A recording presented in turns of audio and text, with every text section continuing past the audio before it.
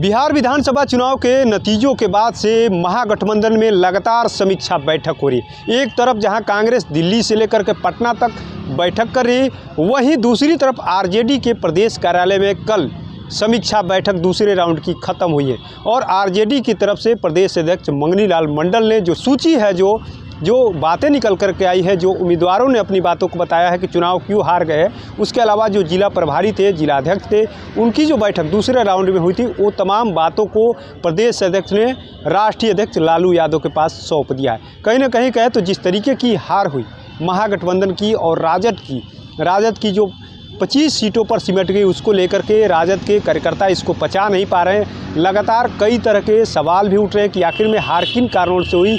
RJD के कई नेता मशीनरी मैनेजमेंट की बात कर रहे हैं, वहीं भीतरघात की भी बातें हो रही है।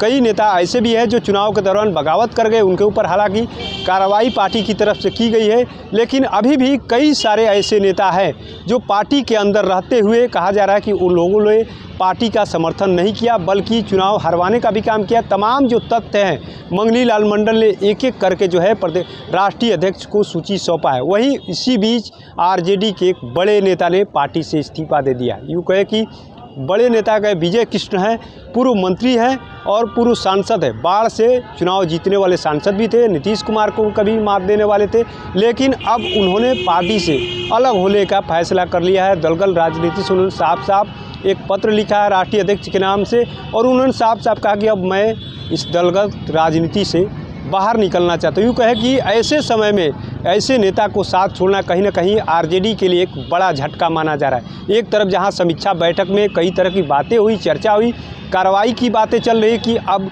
अंदर खाने से कि कई नेताओं पर गाज गिरेगी।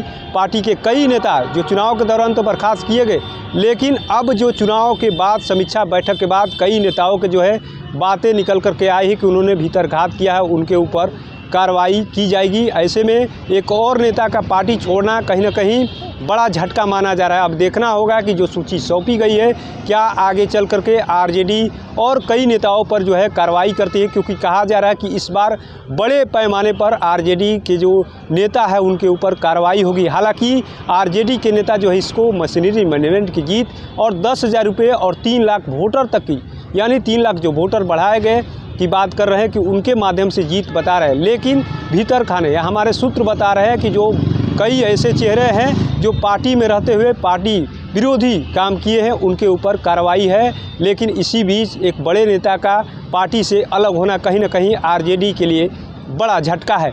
NBC 24 के लिए पटना से कृपा शंकर की रिपोर्ट।